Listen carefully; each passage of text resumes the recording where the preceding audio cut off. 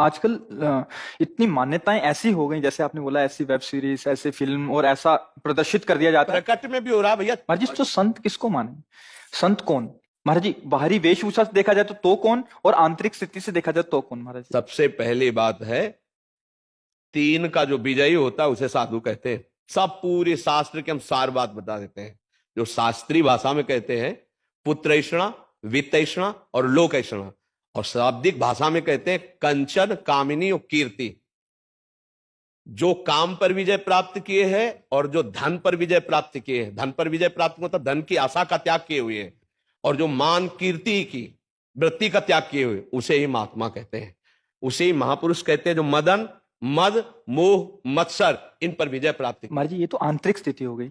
अभी हम जो संसार में सामान्य जीव हैं, आंतरिक स्थिति का ही बाहर प्रकाश होता है, यह बात समझ लो। घर में दीपक जलेगा तो खिड़की से बाहर से रोशनी पता चल जाएगी, अंधेरा है कि प्रकाश है। व्यवहार में पता चल जाएगा। ड्रामेबाजी का व्यवहार अलग होता है, समझ रहे हो। अगर हम रुपया लेंगे ना तो तुम्हारे दिमाग नहीं बदल सकते, ध्यान रखना। और जिस दिन हम पैसा लेने लगेंगे उस दिन ये सब नहीं चलेगा जो आज देख रहे हो आप। ये आज इसीलिए है बिल्कुल प्योर शुद्ध काम, कोई भी मिलावट। हम आपको हलवा पूड़ी का प्रसाद नहीं दे सकते, हमारी क्षमता नहीं। हम आपको गुलाब जामुन का प्रसाद नहीं दे, हमारे यहाँ प्रसाद नहीं बटता कभी, क्योंकि है ही नहीं, तो बचे क्या। जो व्यवस्था है वो अपना किसी तरह उधर पोषण के, सब अपने धर्म से कार्य में लगे। महाराज जी, बाहरी वेश से, जैसे आपने बोला, एक तो मुंडन और एक ये, तो क्या ये किसी गुरु द्वारा ही प्रदत्त होता है गुरु क्या? प्रदत्त, बिना गुरु प्रदत्त संन्यास या वेश नहीं धारण किया जाता। आज सैकड़ों लोग बिना गुरु प्रदत्त धारण। हाँ, थोड़ा सा वैराग्य आया, थोड़ी दाढ़ी बढ़ गई। वैराग्य का तो आया नहीं, तो नहीं तो गुरु शरण में होगा। थोड़ा सा प्रमाद आया, कायरता आई, और भेष परिवर्तन कर लिया, माल छानने को मिलेगा, पूजने को मिलेगा, रुपया मिलेगा, उन्हीं से नौटंकी नाटक होता है। और जब वैराग्य आता है तो फिर ये नहीं होता, फिर भगवत प्राप्ति की चाह होती है। और फिर जो ये वैभव होता है वो आखिरी बात होती है। जब सिद्ध हो गया, भगवत प्राप्त हो गया, काम हो गया, तो भगवान जगत मंगल में उतार देते हैं। ये प्रारंभ नहीं है, ये अंतिम होता है। आज प्रारंभ में क्या प्रचार करोगे? जब तुम काम पर विजय नहीं प्राप्त की, क्रोध पर विजय प्राप्त नहीं की, प्रचार क्या करोगे? यही इसी का प्रचार होगा। रुपया होगा, प्रणाम होगा, नमस्कार होगा, भोग सामग्री, इसीलिए सबके दिमाग में भर गया। तो क्या होता है कि आजकल अर्थ की इतनी मांग हो रही हर जगह। अर्थ ही अर्थ है। सत्संग है तो अर्थ है, भागवत है तो अर्थ है, कोई प्रोग्राम है तो अर्थ है, मतलब जहां देखो अर्थ है। और अर्थ से भोग सामग्री, भोग सामग्री का भोक्ता वो कभी ज्ञानी नहीं हो सकता, वो कभी भगवान का प्रेमी नहीं हो सकता, वो कभी सच्चाई से नहीं चल सकता जहां अर्थ की प्रधानता है। और अर्थ की प्रधानता, इसीलिए लोगों के दिमाग में बात बैठ गई है कि ये सब धंधा है, क्योंकि इसको धंधा बनाया जा रहा है। तो इसीलिए लोगों को ये लगता है कि ये सब फ्रॉडगिरी है। ये सब नहीं, भरोसो दृढ़ इन चरणन के रो। कभी भी संत महात्माओं ने अपने वचनों को नहीं बेचा है। ये जीवन की धरोहर है, कल जगत कल्याण के लिए कि बेचने के लिए है। महाराज जी, एक और प्रश्न है। ये तो हो गया एक। महाराज जी, आज देख रहे हैं कि कोई भी किसी को भी बाबा जी बोलता रहता है। वो पैंट शर्ट डाला है, वो कुर्ता पजामा डाला है, हाँ, मूछें क्या रखी है, है लंबे कि बाल हो गए। उनकी मर्यादाओं को तो जानते नहीं है। संत किसी के आगे भी लगा है, हमारे यहां दिखाई देता है, कभी पैंट शर्ट में होते हो, कभी पूरे संत भगवा ऐसे धारण किए होते। ये सब नौटंकी नाटक संतों में नहीं होता प्रभु। एक गुरु मर्यादा होती है। जो गुरु ने लंगोटी लगा दी, जो गुरु ने भेष दिया, वो आजीवन उसको निर्वाह किया जाता है। संत उसमें लंगोटी धारण करेगा? अरे बिना लंगोटी का कौपी नवंता खलु भाग्यवंता, संत की स्थिति ऐसे। अच्छा, गृहस्थ में जो संत होते हैं वो अपनी मर्यादा से रहते हैं। पैजामा कुर्ता पहने, कंठी है, तिलक है, नाम जप है, वो अपनी मर्यादा से रहते हैं। तो जो मर्यादा आचार्य परंपरा से बनी उसका त्याग किए हुए जानते ही नहीं। एक हितधाम में लाल कपड़ा पहने हुए थे, तो उन्होंने प्रश्न किया। तो जब उन पर दृष्टि गई तो स्थिति कुछ थी नहीं। तो हमने कहा प्रश्न बहुत ऊंचाई कर रहे हो, कहां से संन्यास लिया है? बोले कहीं से नहीं, अपने मन से पहन लिया। तो अब क्या होता है कि भेष बनाने में कोई ज्यादा देर तो लगती नहीं। नीचे लाल पहन लो, ऊपर लाल पहन लो, नीचे पीला पहन लो, ऊपर पीला पहन लो, जैसा मनावे वैसा तिलक लगा लो। कोई जानने वाला तो है नहीं कि आपके संप्रदाय का तिलक लगाएं, आप किस आचार्य से जुड़े हुए हैं। अब वो क्या, वो जो कार्य करेंगे वो संसारिक कार्य करेंगे और बेइज्जती होगी संतों की। ये देखो, ये अमुक बाबा, अब वो पैजामा कुर्ता पहने हैं अमुक संत। यार, संत किसके आगे लगता है? आचार्य परंपरा से जुड़े हुए, वैराग्य दीक्षा लिए हुए, उनके आगे संत लगता था। भाई, ऐसे आचार्य, शास्त्री या ऐसे पदों से हम सम्मानित सबको किया गया, लेकिन संत शब्द लगा है आचार्य परंपरा से जो संत है। आज पैजामा कुर्ता पहने संत, पैंट शर्ट पहने संत, उल्टा सीधा बोल रहे हैं, बोले संत। अब लोगों की क्या समझ में आ गया? ये सब नौटंकी नाटक। ऐसा नहीं है, संत हैं, भगवान का मार्ग है, सच्चा भगवान का मार्ग है। पर वो बिना भगवान की कृपा के संतों का दर्शन या सानिध्य नहीं। महासंगस्त दुर्लभो, भगवान की कृपा। और आज बहुतायत है, बहुतायत सच्ची मानिए ऐसी बहुतायत है कि जिसको जानना बड़ा कठिन। तो ये बात समझो कि अर्थ की प्रधानता, भोग की प्रधानता, मान सम्मान की प्रधानता, ये साधुता नहीं रहने देती, ये नाटक में उतार देती है। भगवान की कृपा से साधुता और संतों का मिलना बहुत कठिन है। आज जो संत हैं आप उन्हें पहचान भी नहीं सकते, ऐसे रह रहे हैं। ऐसे वृंदावन में, ब्रज में हजारों ऐसे संत हैं जिनको आप मानोगे ही नहीं कि संत हैं। साधारण कपड़ा पहने, कमंडल लिए, रोटी मांगे, खाए, छुप के भजन कर रहे हैं, कौन जान पा रहा है। तो अगर हम धन का महत्व रखेंगे, भोगों का महत्व रखेंगे, तो साधुता का मतलब क्या है? घर का को त्यागा था। गोस्वामी जी ने दो प्रकार के संत बताए हैं। एक संत बताए जो भोग ऐश्वर्य को भगवान के लिए त्याग कर भजन मार्ग में चलते हैं, और एक नारी मुरी घर संपत्ति नासी मूड मुड़ाए भय सन्यासी, गोस्वामी जी ने लिखा है। बहुत कठिन है साधुता का मार्ग, और बहुत कठिन है संतों का दर्शन। ये भी बात समझ लो, भगवान की कृपा है तो साधु समागम मिल रहा है, और जितने दिन है उतने दिन ही मिल रहा है। ये बाजार है, उठ जाएगी, ज्यादा दिन नहीं रहेगी। पकड़ना है तो पकड़ ले, तो गाड़ी छूट जाएगी। महाराज जी, दो शब्दों में एक अंतिम इसका करेंगे।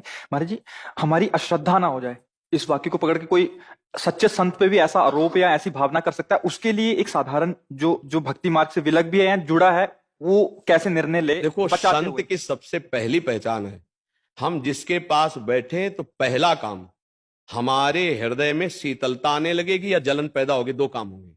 अगर आप पापाचरण किए हो तो आपके अंदर जलन पैदा हो जाएगी, लगेगा मैंने बहुत बुरा किया, अब नहीं करूंगा। उसके पास बैठते ही, उसके वचन सुनते ही आपके अंदर खलबली पैदा हो जाएगी, यार बहुत गलती हुई, अब कसम खाता हूं ऐसा नहीं करूं। दूसरी बात, अगर थोड़ा भी साधन भजन शुरू है तो आपको ऐसा लगेगा, मैं देख तो पहली बार रहा हूं लेकिन ऐसा लग रहा है मैं इनसे बहुत बार मिल चुका हूं। ऐसा लगता है कोई अपने हैं, ऐसा लगता है कि मेरे अपने हैं, ऐसा वहां कोई संशय, कोई प्रश्नवाचक चिन्ह खड़ा ही नहीं हो सकता। जैसे सूर्य के सामने अंधेरा नहीं टिक सकता, ऐसे संत के सामने प्रश्नवाचक चिन्ह नहीं खड़ा हो सकता कि कोई छल है क्या, कोई कपट है क्या, ऐसा आएगा ही नहीं। उनको देखते ही तुम्हारे हृदय में एक अद्भुत प्रियता और गलत कर्मों के प्रति एक अलौकिक जलन शुरू हो जाएगी, और आप निश्चित गलत कार्यों को छोड़ देंगे और अच्छे कार्य करने लगेंगे। ये सहज पहचान है। बकाया सोई जाने जे देव जलाई, वो संत अपने को जना दे या भगवान जला दे तो ही, नहीं तो कैसे जला जा सकता है। पर हमारी सबसे अपनी तरफ से प्रार्थना है, हमको सबके प्रति भाव रखना है, पर जहां हमको गलत थोड़ा भी नजर आवे तो हम निंदा न करें, वहां से दूरी हट जाएं, चाहे कोई भी हो। ये बात हमें ध्यान रखनी है। गलत का मतलब है जैसे चेष्टाएं बता देती है, आदमी की स्थिति बता देती है। देखो, चेष्टाएं छुपती नहीं हैं, और सबको ही जानता है कि गलत देखना, गलत छूना, गलत बोलना वो हरकत में समझ में आ जाता है। अगर कोई गलत है तो तुम्हारी तरफ देखने का ढंग, तुम्हारी तरफ बोलने का ढंग, तुम्हारी तरफ का जो उसका भाव है वो आपको बता देगा ये आदमी गलत है, चाहे वो किसी भी भेष में हो। दूरी बना लेनी चाहिए। दूसरी बात, जिसके प्रवचन के बाद कुछ लेने की बात कह दी जाए तो समझ लेना कि यहां भगवान के भरोसे का खेल नहीं है, यहां कुछ और खेल है, हट जाना चाहिए। तीसरी बात, जो मिलते ही आपको अपना बनाने की कोशिश करे, जो आपको अपना बनाने की, वहां कभी मत फंसना। ये भी सूत्र समझ लो। आप मिले, आपको इतना प्यार, इतनी, क्यों आप उनकी मुट्ठी में आ जाएं, बिल्कुल नहीं आना, दूर हटके रहना।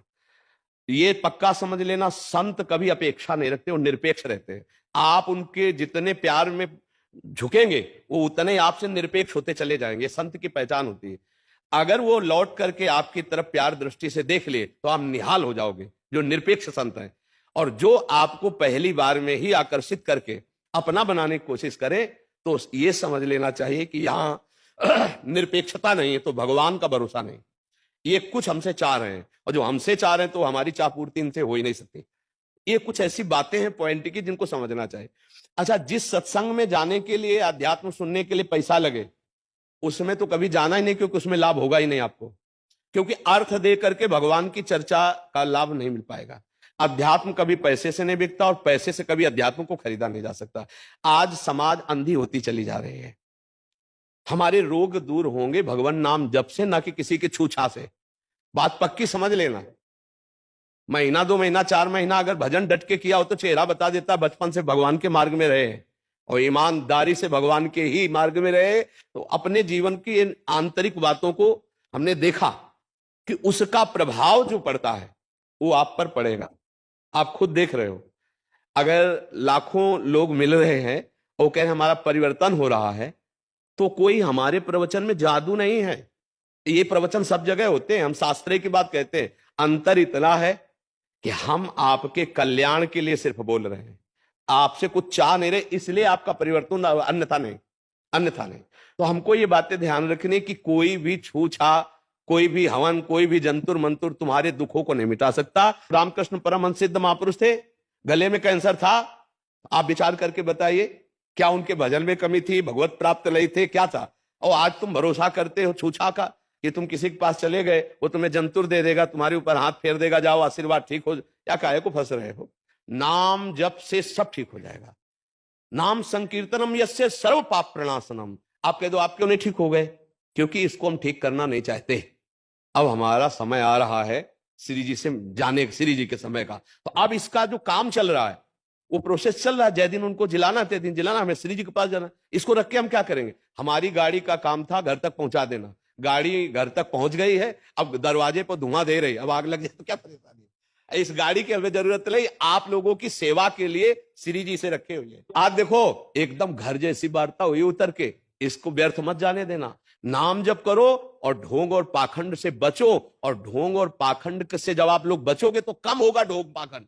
आज सत्य को कोई नहीं समझ रहा, हाँ ढोंग पाखंड में आप और उनका बढ़ावा हो रहा है। तो जब 100 लोग प्रणाम करेंगे ना, तो 50 उसमें अपने आप चले जाते हैं, और कि भाई कुछ तो है, मतलब कुछ तो है ना। ये 100 लोग नाम जप करो और जो दुख सुख आवे उसको भोगो। शरीर रोगी है तो अस्पताल जाओ, अध्यात्म के लिए साधु महात्मा का संग करो, और धन कमाने के लिए धर्म पूर्वक कर्तव्य कर्म करो। किसी के आशीर्वाद से धन नहीं आता। जैसे वो कहते ना, उनसे आशीर्वाद मिल जाएगा तो धन आ जाएगा, तो तुमसे पैसा क्यों लेते हो? अपने ऊपर आशीर्वाद दे ले, खुद धनी हो जाए।